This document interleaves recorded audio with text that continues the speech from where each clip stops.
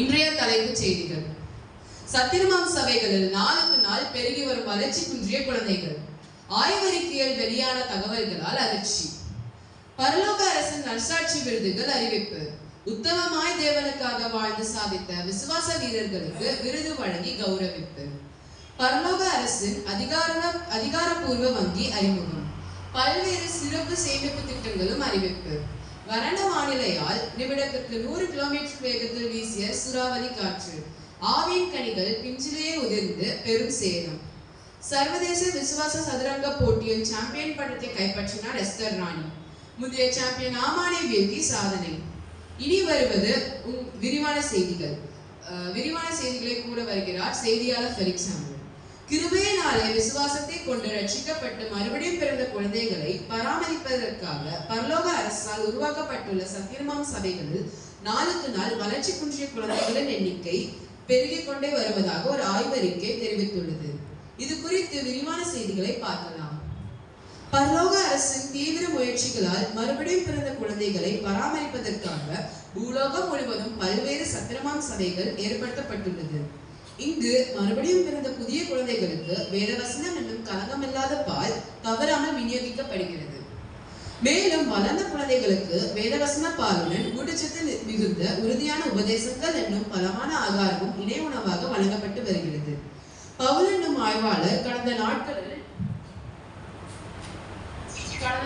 சமர்ப்பித்துள்ள கொரிந்திய நிருபம் என்னும் ஆய்வு கட்டுரையில் பலமான ஆகாரம் என்னும் இணை உணவினை சத்திரமாம் சபைகளில் உள்ள பல்வேறு மறுபடியும் பிறந்த புதிய குழந்தைகள் ஜீரணிக்க முடியாமல் கஷ்டப்படுவதாகவும் இதனால் கோபம், எரிச்சல், பொறாமை போன்ற பல உடல் உபாதைகளுக்கு உள்ளாக்கப்பட்டுள்ளதாகவும் தெரிவித்துள்ளார்.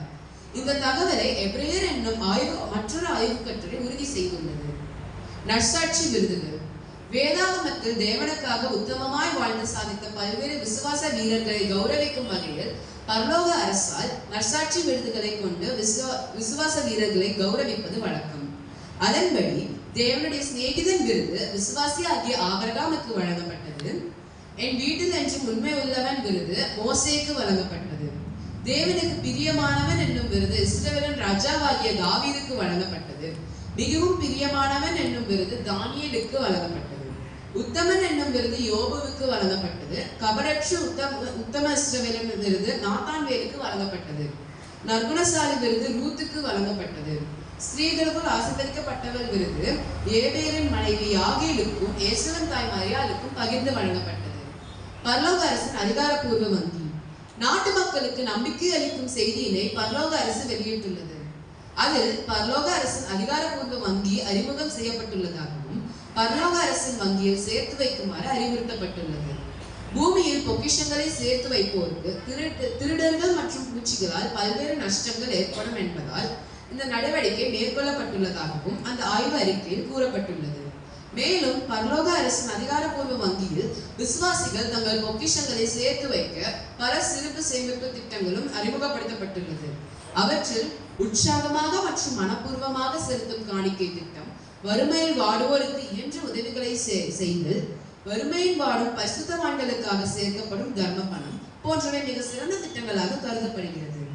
வானிலை அறிக்கை. இன்று பூலோகத்தில் பல்வேறு பகுதிகளில் வீண் கவலை என்னும் வறண்ட வானிலை நிலவியது. இதன் காரணமாக கோபம் என்னும் சூறாவளி காற்று நிமிடத்திற்கு 100 கிலோமீட்டர் வேகத்தில் வீசியதால் பல ஆத்துமாக்களின் நிலத்தில் துளிர்விட்டிருந்த சந்தோஷம், சமாதானம், அன்பு போன்ற ஆவியின் கனிகள் பிஞ்சிலேயே உதிர்ந்து பெரும் சேதத்தை ஏற்படுத்தியது.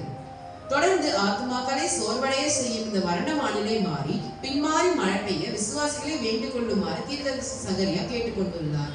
விளையாட்டுச் செய்திகள். சர்வதேச விசுவாச சதுரங்க போட்டியின் இறுதி ஆட்டம் கடந்த வாரம் சூசான் நகரத்தில் நடைபெற்றது. அதில் முந்தைய சாம்பியன் ஆமானை வீழ்த்தி இஸ்ரவேலை பூர்வீகமாக கொண்ட எஸ்தர் ராணி முதல் முறையாக சாம்பியன்ஷிப் பட்டத்தை தனதாக்கினார். மொத்தம் நடைபெற்ற 5 சுற்றாட்டங்களில் முதல் சுற்றில் அதிரடியாக தன் விவேகம், பொறுமை போன்ற காய் நகர்த்தல்களால் ராணி பட்டத்தை கைப்பற்றி முன்னிலை வகித்தவர் அடுத்தடுத்த 2 சுற்றுகளில் ஆமானின் பதவி உயர்வு, சதி ஆலோசனை போன்ற தாக்குதல் ஆட்டத்தால் சற்று பின்தங்கினார். பின்னர் நடைபெற்ற கடைசி 2 சுற்றாட்டங்களில் உபவாசம், மன்றாட்டின் ஜெபம் போன்ற தன் பிரத்யேக காயின் நகர்த்தல்களால் அதிரடியாக ஆமானை வீழ்த்தி சாம்பியன்ஷிப் பட்டத்தை தனதாக்கினார். போட்டியில் வெற்றி பெற்ற எஸ்தர் ராணிக்கு பெர்ஷிய அரசு சார்பில் ஆமானின் வீடு பரிசாக வழங்கப்பட்டது. இந்த வெற்றியை குறித்த எஸ்தர் ராணி கருத்துரைக்கையில், யெகோவா தேவனால மட்டுமே எனக்கு இந்த வெற்றி சாத்தியமானது என்று தெரிவித்தார். மேலும் அவர் கூறுகையில், பயிற்சியாளர் மொர்தெகாயால் தக்க நேரத்தில் சரியான முடிவுகளை எடுக்க தனக்கு உதவியதாக தெரிவித்துள்ளார். இத்துடன் இந்த செய்தி அறிக்கை நிறைவடைகிறது. செய்திகளை உடனுக்குடன் தெரிந்து கொள்ள எமது 24 மணி நேர பைபிள் சேனலை தினந்தோறும் காண தவறாதீர்கள். நன்றி.